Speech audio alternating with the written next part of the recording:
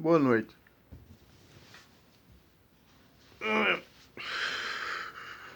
Essa redinha é boa, mas tem hora que...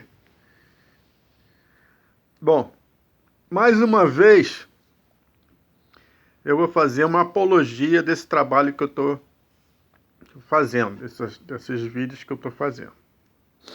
E eu tenho várias publicações de texto também no Facebook também. Para quem não sabe, tá lá no meu perfil.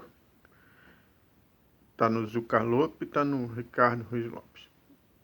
Bom, por que eu assim, acho que eu posso ficar falando as coisas que eu fico falando, se eu não tenho assim uma instituição por trás que me dê um respaldo, se eu resolvi fazer isso assim, que deu na telha, pá, resolvi fazer. Não é bem assim. Acontece o seguinte, como eu já expliquei, eu já vinha estudando inglês e tal, aí encontrei a tal da frase Jumanji, e aí que eu comecei a matutar, né? E cheguei à conclusão de que a lógica que eu estava elaborando estava funcionando, porque eu vi que eu estava conseguindo escrever com desenvoltura, não estava mais titubeando diante do uso das palavras, estava tudo certinho tal. Mas realmente eu não vi isso em lugar nenhum. Ninguém veio me ensinar. Eu não aprendi isso em curso nenhum. Não vi nenhum livro. Para não dizer que eu não vi em nenhum livro, eu vi um livro do Chomsky que eu vi uma coisa que me chamou a atenção, que ele fala que no inglês não existe palavra com estado finito. Isso aí, para mim, foi assim, um achado no livro do Chomsky que eu achei importante, que tem a ver com o que eu penso. Mas fora isso, foi depois de muito tempo. Antes eu já estava convicto de que o que eu estava raciocinando estava certo e que era por aí. Aí eu resolvi fazer. Primeiro eu virei um chato, né? Eu vivia só falando essa porra.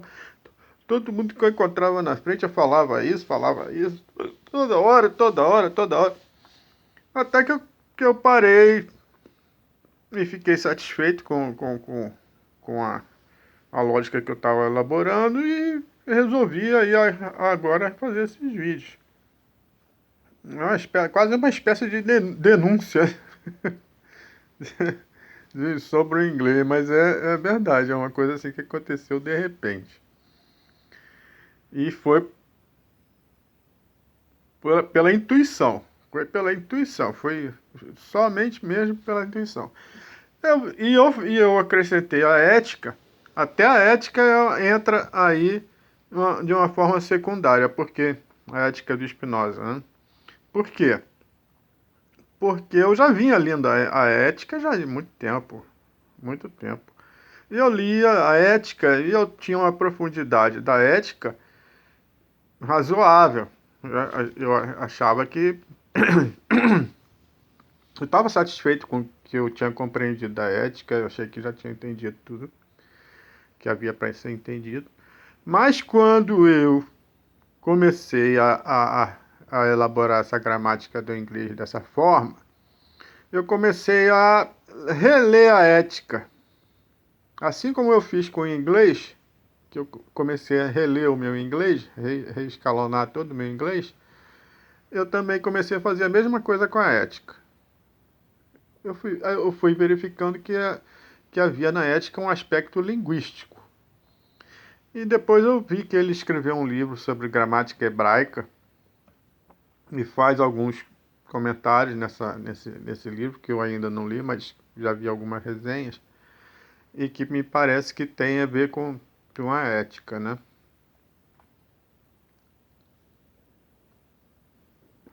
Então, o que acontece? Como eu estou falando, não tem nenhuma instituição, nem nenhum livro, nenhuma bibliografia para que fale do jeito que eu estou falando, não, mas deve existir, né? Se os próprios Spinoza escrever um livro sobre gramática. Bom, eu vou continuar falando de uma maneira assim, no nível de um papo. Não é que eu esteja dando, não estou fazendo um curso, montando um curso, estou dando uma aula, eu nem teria condição de fazer isso. Então é num papo, é um nível de papo. Tudo que eu falo foi gerado a partir da minha prática e não tem assim nenhum fundamento bibliográfico para isso não. Fora isso aí que eu citei aí do Chomsky, e tem outros autores aí que falam desses aspectos, mas eu não vou começar a entrar por aí, que não é o que eu quero. Então eu vou falar as coisas assim de uma maneira mais vagamente, sem precisar. E eu vou começar falando do Platão. Para Platão, a essência, né, das coisas sensíveis do mundo são separadas das coisas do mundo. Então existe o mundo sensível e existe o mundo das essências, das ideias, né? E Deus faz o mundo, manipula o mundo sensível de uma maneira conforme a vontade dele, né? A diferença desse Deus para Spinoza, né, é que o Deus de Spinoza, ele já está no mundo. Ele não está fora do mundo, operando sobre o mundo. Ele já está ele é o próprio mundo, é a natureza. Deus de Spinoza é a própria natureza.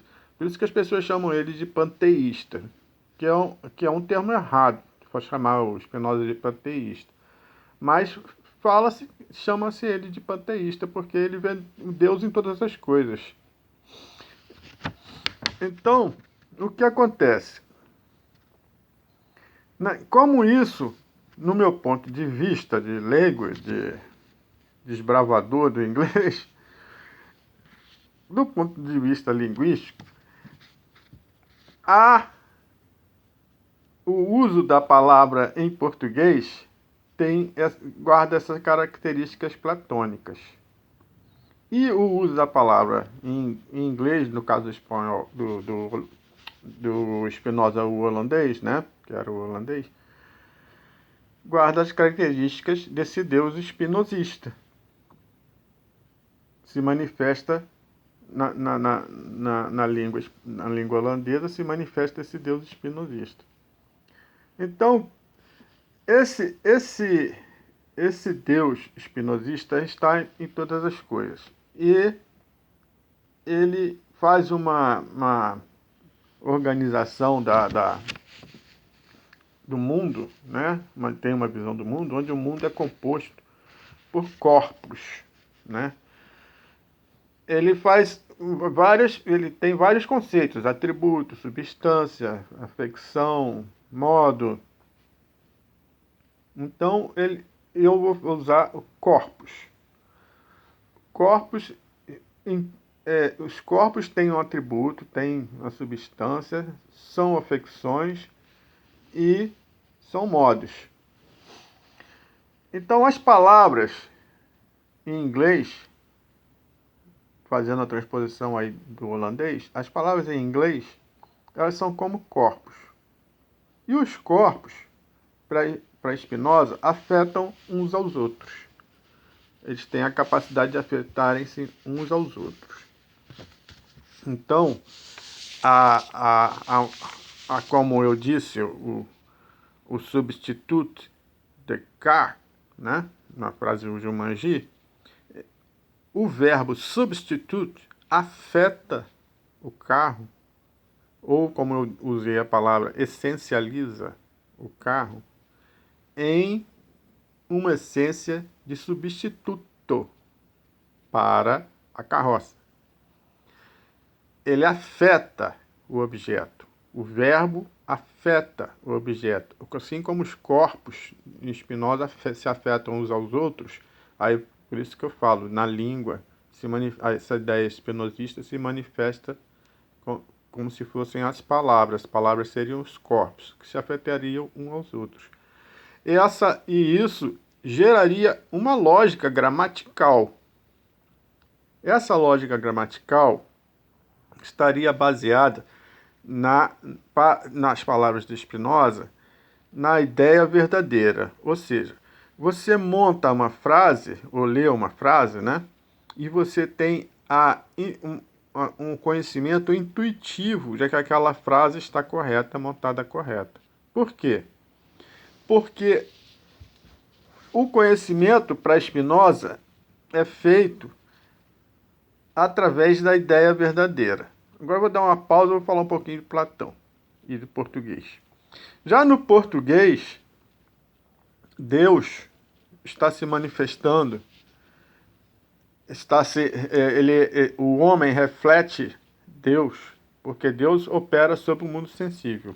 E o homem opera sobre as coisas como se fosse Deus se manifestando através dele. Ele também faz as coisas, opera sobre as coisas, mas ele não opera sobre os corpos, pensando nos corpos como capazes de afetarem-se uns aos outros. Ele opera organizando, montando uma estruturação, que é o falar português. Então, no português, há a prepositividade, há a pronomização, como eu falei, e a sujeitização, e você vai, através dos sufixos, dos prefixos, dessas preposições, você vai fazendo dentro de uma linearidade, você vai organizando a sua fala, a sua escrita também, né? Já no Spinoza é através da afecção. E o homem ele opera através da afecção. Ele também é afetado pelos corpos. Então ele opera as palavras como se afetando umas outras, e ele também é afetado pelas palavras. É onde ele tem a certeza de que a coisa está certa. Quer dizer, a certeza dele, no Spinoza, vem da afecção. É o que ele chama a ideia verdadeira. Quando você tem uma ideia verdadeira, para Spinoza, você não precisa de mais nada para ter certeza de que aquela ideia é verdadeira. Você não precisa conferir com o mundo sensível para ver se você teve uma ideia correta, né? Você tem certeza na prioridade da ideia. A ideia, a priori, já está correta. Então, ele dá um exemplo do círculo. Para ele, definir um círculo não é dizer que um círculo é formado pelos pontos equidistantes de um centro. Isso para ele não é uma ideia verdadeira. O que é uma ideia verdadeira? É você dizer que o círculo... Deixa eu pegar uma caneta aqui para fazer um negócio. O círculo é a rotação de um eixo de um centro, em torno de um centro.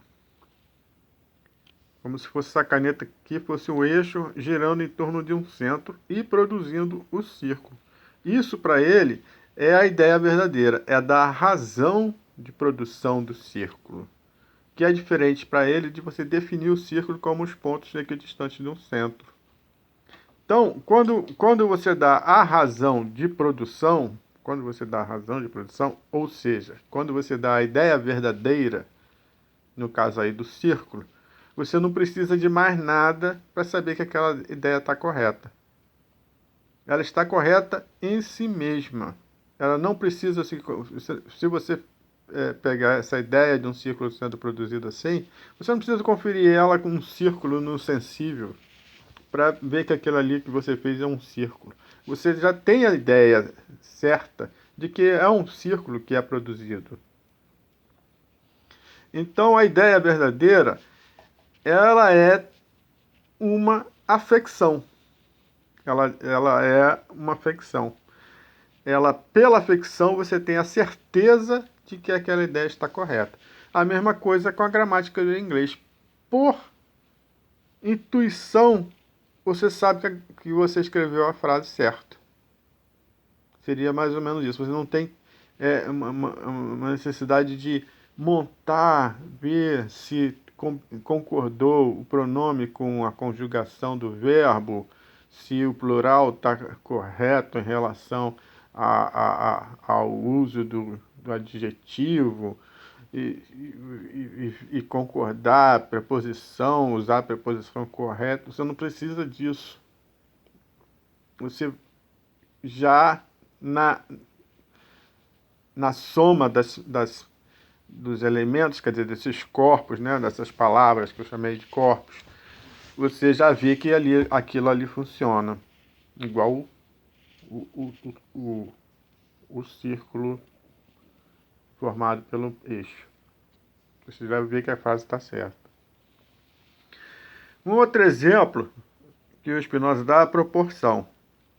Por exemplo, se você pega a proporção, digamos, um número grande, que é um número, sei lá, 64, o dobro é 128, logo 128 vai ser 256, né?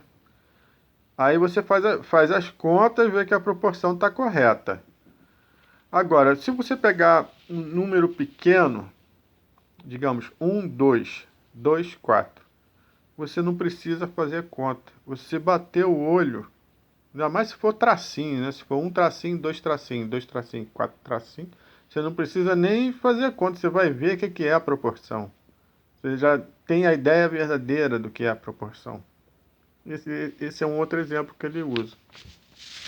E a ética, ele pretende escrever a ética, né? E escreve a ética para a pessoa aprender as coisas dessa maneira, através das ideias verdadeiras.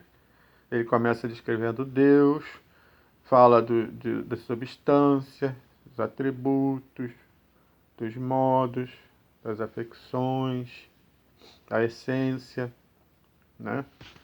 Isso tudo para você entender através dessa forma de conhecimento, através da ideia verdadeira, intuitivamente. É um livro difícil. É um livro difícil porque a gente simplesmente não está acostumado a pensar desse jeito. Bom,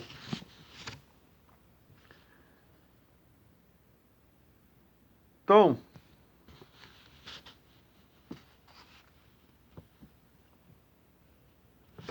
a dúvida para Spinoza não existe. Se você tem certeza de uma ideia, você tem certeza em si mesmo. Você não precisa duvidar de você. Você não precisa duvidar da sua ideia. A ideia já está dada, ela é verdadeira. E a gramática do inglês é essa: você monta a frase, ou então você lê a frase e você percebe que ela está correta ou não. E é uma racionalidade,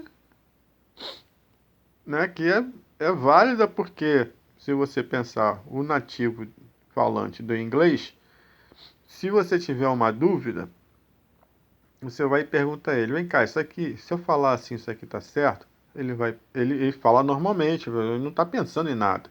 Mas aí, se você perguntar a ele, ele vai parar, vai pensar, raciocinar e vai dizer: ó, tá certo falar assim, tá errado falar assim. Aí, se você perguntar por quê, aí a coisa vai pegar. Porque se você não sabe a gramática do inglês, você não vai entender. Ele pode explicar 300 vezes que você não vai entender.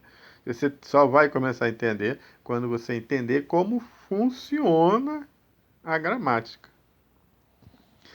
Bom, é isso. Agora eu tinha uma coisa para falar, mas é que, na verdade, é que eu fiz 2 vídeos, parte 1, parte 2, já virou 5, né? Esse aqui já é o quinto. E é em torno tudo dessa coisa da ideia da frase Jumanji. E é isso. Bom, o vídeo anterior, o vídeo 4, eu tinha feito uma publicação de um texto que tem todas as palavrinhas que tem lá no vídeo 4. todas as frases. Então, procurando esse texto, essa publicação, inclusive está escrito lá, referente ao vídeo número 4. Aí vai lá no texto, tu vai encontrar, porque no vídeo assim, eles falam a frase assim, depois fica difícil de achar, né? Bom, vou tentar continuar por aí e por enquanto é só. Boa noite para vocês, até a próxima.